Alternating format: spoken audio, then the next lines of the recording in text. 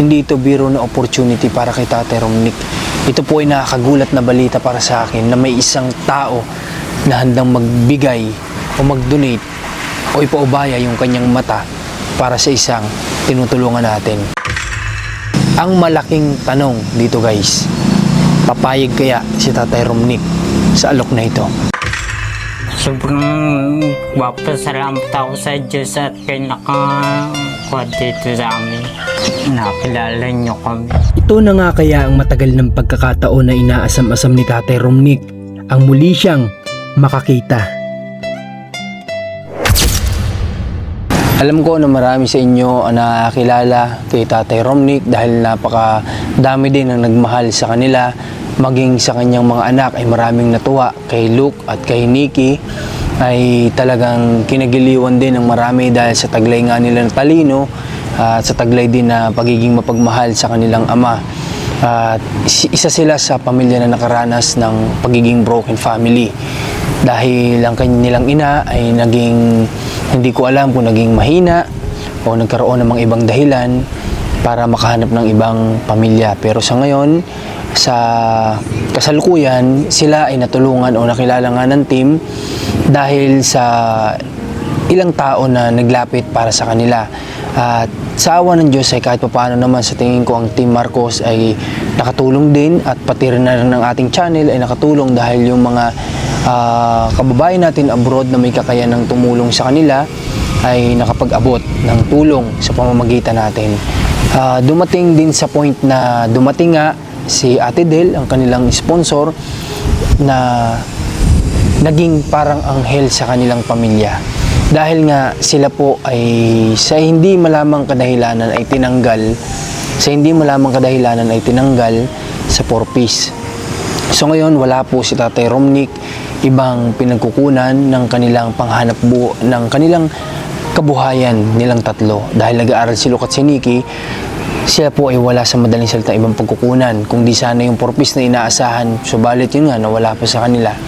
Kaya po, sa mga hindi nakakaalam, kaya ko po ito kunikwento ulit sa inyo, ay yung pong isang tao na nahabag ang kanyang damdamin sa mag-ama, ay nag-offer para po kay Tatay Romnick, kay Nikki at kay Luke, na kahit man sila ay tinanggal sa 4-piece, ito po, si Ate Del ay pinapalitan ng higit pa sa kung magkano yung natatanggap ni Tatay Romnick at ng kanyang mga anak sa gadabuan sa 4-piece.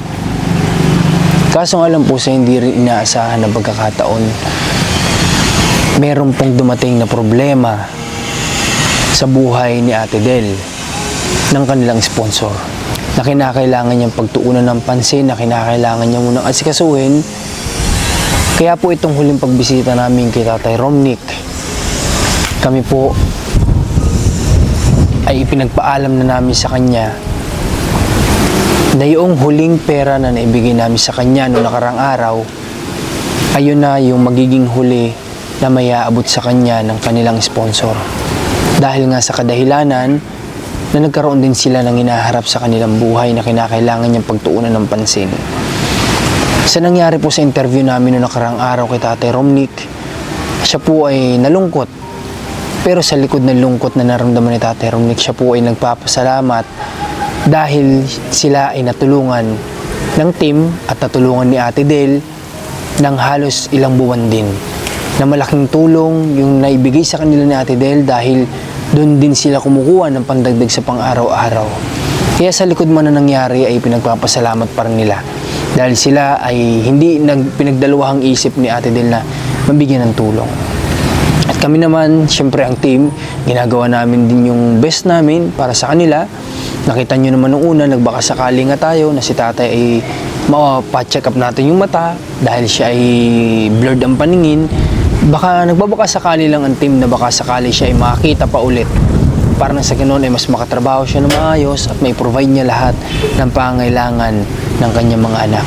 Kaso nga lang sa kasamang palad, doktor na yung nagsabi na wala na daw pong pag-asa ang mata ni Tatay Romnick. At eto guys, sa likod ng nangyari na kalungkutan kay Tatay Romnick nung nakarang araw na pagbisita namin, nung nga sinabi na namin sa kanya na huling beses na yun na makakatanggap sila sa kanilang sponsor. ay doon naman biglang may dumating na blessing din para sa kanila. So ngayon guys, formal ko po sa inyong ina-announce na meron pong isang pamilya na meron silang padre de pamilya na sa edad na 45 years old ay meron ng taning ang buhay. At sila po ay willing daw i-donate ang mata ng kanilang ama o ang mata ng kanyang asawa para kay Tatay Romnick.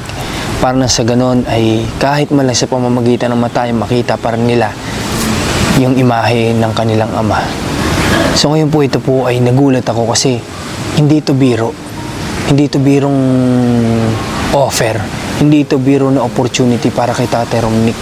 Ito po ay nakakagulat na balita para sa akin na may isang tao na handang magbigay o mag-donate o ipaubaya yung kanyang mata para sa isang tinutulungan natin. Kaya guys, ito, isang message ito nung nakarang araw na ito nga sabi ko ay hindi ito pangkaraniwan na nangyayari sa buhay ng tao. Aminin natin, di ba? Iilan pa lang yung mga napanood natin na nag-donate ng kanilang mata. Merong isang artista ako napanood dati na nag-donate ng kanyang mata sa iba. Pero ito guys ay parang iilan pa lang ito sa mga naririnig ko na pwedeng mangyari sa totoong buhay ng tao. So ngayon sobrang saya ko nung nabasa ko ito at hindi ko ito pinalampas sa kapag-communicate ako at sinabi nga nila na isa na lang sa pamilya yung inaantay nila na oo o magko-confirm kung papayag na i-donate yung mata ng kanilang tatay kay Tatay Romnick. So ito guys ay sinabi nila na sila na rin ang bahala na maghanap ng ospital para kay Tatay Romnick na mag-oopera. Ang malaking tanong dito guys, papayag kaya si Tatay Romnick sa alok na ito? Pero kung ako tatanungin, kung ako nasa sitwasyon ni Tatay Romnick, siguro ako papayag ako. Kasi kung ito yung magbibigay pag-asa sa akin para muling makapagtrabaho ng maayos, muli kong makita ng maayos yung mga anak ko, muli kong maalalayan yung sarili ko ng tama, tatanggapin ko, why not? Ipagpapasa Diyos ko na lang. Kasi baka ito na yung will ni God na mangyari para sa kanya. Baka ito na yung chance na binibigay para sa kanya ni God na siya ay muling makita ng maayos. So, ito guys ay hindi pa natin alam yung kasiguraduhan. Pero ako, ina-announce ko to sa inyo kasi sa sobrang saya na nararamdaman namin na hindi na may paliwanag na mayroong isang tao na maaaring mabago yung buhay. So, ito ang inaantay natin yung confirmation ng isa sa kapamilya kung papayag. Ito yata yung nanay nung nagkaroon po ng taling ang buhay. Kung ito po ay pumayag, personal din daw sila na makikipag-usap kay Tatay Romnick. Willing sila na pumunta kay Tatay Romnick para siya ay kausapin mismo. Then, tayo naman, ang mission naman natin ay kinakailangan naman nating puntahan si Tatay Romnick ulit para siya ay makonvince natin natin na kung igagrab niya ba itong opportunity na to o tatanggihin niya. Kasi kahit ano po ang opportunity na dumating sa isang tao, kapag ka po mismong yung tao ang magdi-decide kung tatanggapin o hindi, wala po tayo doon magagawa. Hindi natin pwedeng ipilit yung mga bagay-bagay para kay Tatay Romnick. So ito po, hindi ko alam kung para sa inyo, kayo ba'y pabor? I-comment nyo po sa comment section kung kayo pabor o hindi. Pero kung ako, sa side ko, ako po ay pabor para dito. Kasi yun po ay 45 years old pa lang at sa tingin ko, ang kanyang mata na willing i-donate ay nakikita kong maayos pa siguro at talagang maayos pa, di ba? Kasi hindi naman nila yan i-donate kung yan ay alam nila na meron na rin namang diferensya na pwede din namang maging problema ng taong pagpapasahan nito. So yun lang, ang ipag-pray natin ngayon ay sana pumayag si Tatay Romnick sa napakagandang alok na ito sa kanya. Sana hindi niya ito palampasin at maging ang kanyang mga pamilya ay kakausapin natin para na sa ganun kapag ka nagbigay na ng announcement sa atin yung magdodonate yung pamilya na pwede na o mag-remain isa, pwede na natin silang i-guide na makapunta kala Tatay Romnick. I-guide po natin sila, samahan natin sila para na sa ganun ay mas madali nilang matukoy, mas madali nilang mahanap yung location at bukod doon ay matreat man lang natin sila bilang pasasalamat kapag pumunta sila dito, di ba? Kasi hindi ito biro talaga, isa itong malaking desisyon para sa pamilya na magdo-donate kasi hindi biro yun, di ba? Pero siguro gusto na rin nila na may mapakinabangan pa sa part ng body o katawan ng kanilang tatay at o ng kanyang asawa, o gusto nga nila na pag nakita nila siguro sa Tatay Romnick, parang nakita na rin nila yung kanilang pumayapa o papayapa na, sorry sa words, yung kanilang tatay na nagkaroon nga ng taning sa buhay. So, nakakalungkot isipin na mayroong isang tao na may taning ang buhay. Pero masarap ding isipin na mayroong tao na sa likod ng kanyang pinagdadaanan ay naisipan pa rin na i-donate ang kanyang mata sa isang taong may kakulangan sa paningin, di ba? Napakasarap isipin, nakakatouch, nakakaiyak isipin itong mangyayari na ito. If ever man na mangyari ito, sobrang nakakaiyak talaga to, guys. Kaya yun, pag-pray na lang din natin kung sakali man na may himala si God at kay Sir na willing mag-donate ay bigyan pa siya ng karugtungan ng kanyang buhay, maganda din pong mangyayari yun. Ipag-pray din natin yun. At kung talagang will na ni God na siya'y kunin at talagang gusto niyang i-donate yung kanyang mata, sana naman ay pumayag yung pamilya at si Tatay Romnick din ay mapapayag din po natin. So sa tingin ko, guys, ay ito ay deserve din naman ni Tatay Romnick na mangyari sa kanya, dahil nga sa likod ng kanyang pinagdadaanan na hindi niya naisipan na wakasan yung kanyang buhay, dahil alam niya na siya yung kinakapitan na lang ng kanyang dalawang anak na si Luke at si Nikki. Kaya saludo pa rin ako sa kanya na hindi niya sinukuan na buhayin yung kanyang dalawang anak, kahit na nung una natin siya nakilala, ang kanya lang namang hanap buhay yung pag-aalaga ng baka, na sa gada taon lang siya, ilang beses lang yata sa isang taon siya nakakuha doon ng sahod, ng kita. And then idagdag na lang natin dito yung dating nga nilang 4-piece na nawala sa kanya. Ayun lang yung talagang pinagkakakitaan nila. At sa totoo lang, kung sa ibang tao siguro na iniwang ka ng iyong asawa at dumadaan ka pa sa ganitong klase ng pamumuhay, yung iba kasi sumusuko agad. Alam niyo yon, yung nagiging mahina, bumibitaw na sila kahit na alam nilang may umaasa sa kanilang mga anak. Minsan sinusukuan nila yung buhay. Pero si Tatay Romnick, kahit na ganun yung dinanas niya, nawala ng paningin, nanginginig ang buong katawan, nakitaan natin siya ng pagiging porsigido pa rin na mabuhay. Kaya nakikita kong deserve niya rin ang magkaroon ng ganitong klase ng tulong. At sabi ko nga, wala naman akong ibang nakikita na pwede sanang maitulong kay Tatay Romnick. Kaya nagbaka sakali tayo dating mapacheck up yung mata niya. Ang talagang nakikita kong kinakailangan tulong ni Tatay Romnick ay yung kanyang paningin. Yun talaga number 1. Dahil si Tatay Romnick sa totoo lang ay bata pa. Marami pa siyang pwedeng magawa na trabaho once na maging maayos yung kanyang mata. Once na siya po ay makakita ng maayos, marami pa siyang pwedeng magawa sa buhay. Marami pa siyang pwedeng magawang memories kasama yung kanyang dalawang anak. Kaya nakikita ko na talagang kailangan ito ni tatay. Yun lang naman yung nakikita ko na pinakamalaking blessing na mangyayari.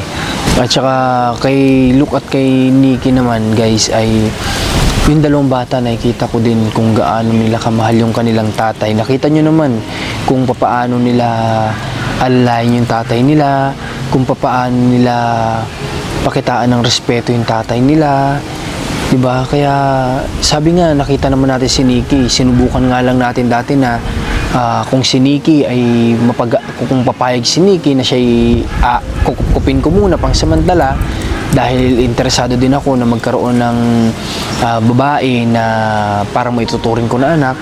So inoferan ko dati si Nikki na siya'y kukunin ko pang samantala at pag-aaralin. Nakita niyo naman yung naging reaksyon ng bata. Ayaw niya, kasi nga ang gusto niya kasama niya, alalayan niya yung tatay niya. So ganoon nila kamahal yung tatay nila. Kaya deserve ni Tatay Romnick na magkaroon ng paningin na maayos, para na sa ganun ay mas maipakita niya pa yung pagmamahal niya din sa mga bata, na mahal din siya, diba? Yun lang naman yung importante sa lahat, kasi sabi nga, ang paningin kapag ka nawala, number 1 puhunan natin yan, wala na, paano na tayo kikilos? Yun lang po, at maraming salamat sa pagsama niyo sa vlog na ito. Ngayon, i-continue po natin yung naging vlog namin kay Tatay Romnick. Nagbatian kami sa Facebook, sabi ko, happy birthday Nikki, biya mo pagbalik ko babawi ako sa'yo. Sabi naman niya, Kuya Marcos, happy birthday. Sabi ng bata, di sabi ko, hayaan mo pagbalik ko, maganda ka na lang. Kasi ako talaga hindi naman ako naghahanda sa sarili ko kapag kaarawan ko. Mas ipaghahanda ako yung ibang tao kaysa sa sarili ko, guys. Yan po yung totoo. Kasi ako, masaya na ako na binigyan na lang ako ng panibagong taon ni Lord.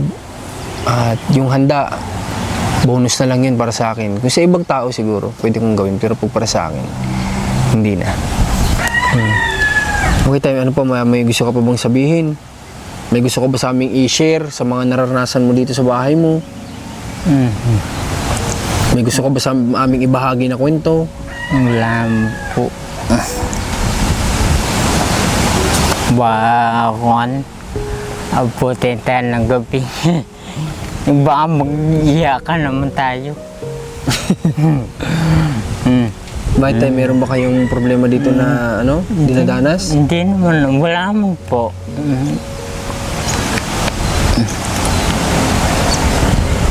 Okay, sige tayo, tara, pasok tayo sa bahay mo. Mabisita natin yung bahay mo. Opo. Dandahan tayo. Ano yung tayo, santol? Ay, Sampalok. sampalok? Saan ito galing tayo? Sampalok na ito. Nalimot po ang ID, binigay sa akin ng iba. Ano naman ang gagawin niyo po dyan sa sampalok na yun? Isusuka po sa sinigang na isda. May saging ka tayo. Saan galing tong saging mo? Sa kanggan po, binigay po sa akin yan. Binigay sa iyo. Saging. Anong gagawin mo dyan? Lalagain. Lalagaan na pag walang may ulam. Lalagain na lang. Lalagyan na lang po nga kainin. Sayang lang. Nagkataon na may pasok yung mga bata. Hindi natin na Oh, bukas ang TV mo tayo. Pasok po. Bukas ang TV mo. Grabe. Relax naman pala si tatay. May panooran naman pala eh. Ito, saan galing tong TV na to? Yan po yan po may raffle po yung aming kooperatiba. Ako po nabunot.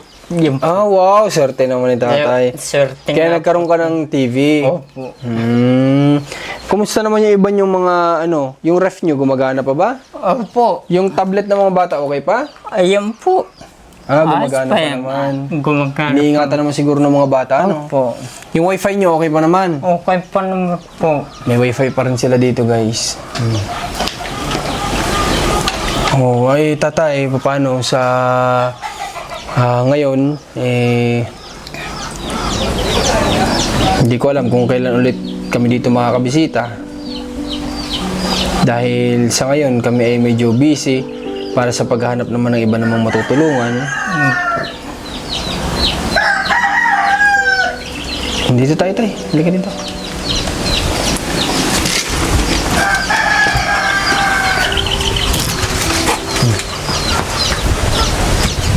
Pupo kayo. So, tay, sana kami ay maunawaan po ninyo, ha? Na sa ngayon, kinakailangan naman naming umikot dito sa Calabarzon para maghanap ng pwede naman namin matulungan na iba. Listen natin. Para kita ka. Tatay, sana sa maiksing panahon na pagkisama natin, kayo po ay natulungan naman namin ng team namin. Ay na, palaking tulong po ninyo sa amin. Sobrang papasalamat ako sa Diyos at kayo nakakuha dito sa amin. Nakilala niyo kami. Kahit paggato-gato. Pagbang-liwang. Okay, mag-alala tayo. Basta naman kami ay mapagawi dito sa lugar ninyo. Basta't kami ay may bakanting oras, kami po ay bibisita pa rin sa inyo dito. Hindi naman ito yung papaalam kami na hindi na kami dito bibisita. Sinasabi ko lang po sa inyo na kami ay mapagpasensya ninyo kung bibihira makapunta dito dahil kami nga po ay busy sa paghahanap naman ng iba naman pwedeng matulungan natin. Batay? No. Naintindihan nyo naman. Naintindihan ko naman. Salamat tayo kung naunawaan po ninyo. Basta tayo ganito, sila Nikki po ay Huwag niyong pababayaan. Opo. At mas mahalin niyo sila bilang anak dahil sila po yung magsisilbi niyong lakas, sila yung magsisilbi niyong swerte sa buhay niyo kapag ka po sila ay dumating na sa punto na sila naman ang nakakapagtrabaho na. Opo. O paano tayo? Hindi na kami dito mag-stay ng matagal at kinakailangan na namin ding magbiyahe. Basta tayo, masaya kami na kami po ay nakilala po namin kayo. Ano? Opo. Maraming salamat Opo, po sa inyo at nakilala din kami. Yan po tayo. Sa ilang mga bagay na ginawa naman natin kay tatay, kagaya nung sinubukan natin siyang mapagamot sana yung mata kasi gusto ko sana makita siya na maayos. Pero dahil nga sa doktor ang nagsabi na wala nang pag-asa, at least sinubukan naman natin na maipa-check up yung kanyang mata. Antay? Opo. At naging daan din tayo para makilala siya ni Tita Del at siya namang sumuporta dahil nga sila tatay tinanggal sa 4-piece. Siya namang naging kapalit ng tulong na ibinigay sa kanila ni Tita Del at higit pa. Ano? Opo. Sa natatanggap nila dati sa 4-piece, higit pa yung pinagkaloob sa kanila ni Tita Del. Kaya maraming salamat kay Tita Del sa pagiging mabuting tao. Ayun, kagaya na sinabi ni tatay, pagsubok lang yan at alam kong kayang-kaya niyang lampasan yan. Di ba tay? Opo. Pero may hiling ako sa tay. Ano po? Kahit na ganun po yung nangyari, sana huwag kayong makakalimot na tawagan si Ate Del, yung mga bata. Opo. Huwag makakalimot na kamustahin siya. Opo. Hindi. Ha? Hindi po. Okay. Sumasahan ko ba yung tay? Umasang po ninyo. Masahan. Okay tayo, ano ngayon? Anong plano mong lutuin para kay Nikki? Di pagluluto ko na lang. Huwag ipag-Jollibee mo na lang. Para hindi na kailangan mag-abala ka sa pagluluto. Oo. Ilabas mo na lang yung mga anak mo. Ikain mo sila sa Jollibee. Ano tay? Opo. Okay ba yun? Opo. O, sige, kasi sigurado ako magiging masaya yung mga anak mo kapag inilabas mo sila. Magpasama ka na lang. Ha? Opo. Pwede ba yun? Opo. O, sige tayo, dapat mabalitaan ko tayo na nangyari yun, ha? Opo. Kasi ano naman to sila eh. Nag-send sa akin ng picture to sila na lumabas, ganyan. Kapag may mga pinapakiusap tayo sa kanila, ginagawa naman nila tatay yun. Di ba tay? Opo. Okay, sige tay. Sa ngayon, kami ng team ay aalis muna para makapag-biyahe din. Ha? Opo. Maraming salamat po sa inyo. Sige po tay, salamat din sa'yo. Tara, hatid muna kami dun tay. O, wag na pala, dito ka na lang. Para hindi ka na mapagod. Sige po, punta na rin kami. Tara guys. Basta rin tayo dito sa area ni tatay. May mga tanim daw siya dito ng talong eh. Ayun, may mga, yun yung tanim mo tayo na talong? Opo. Bisitahin nga natin tay. Grabe, ang galing din ang kamay ni tatay sa pagtatanim guys. Oh.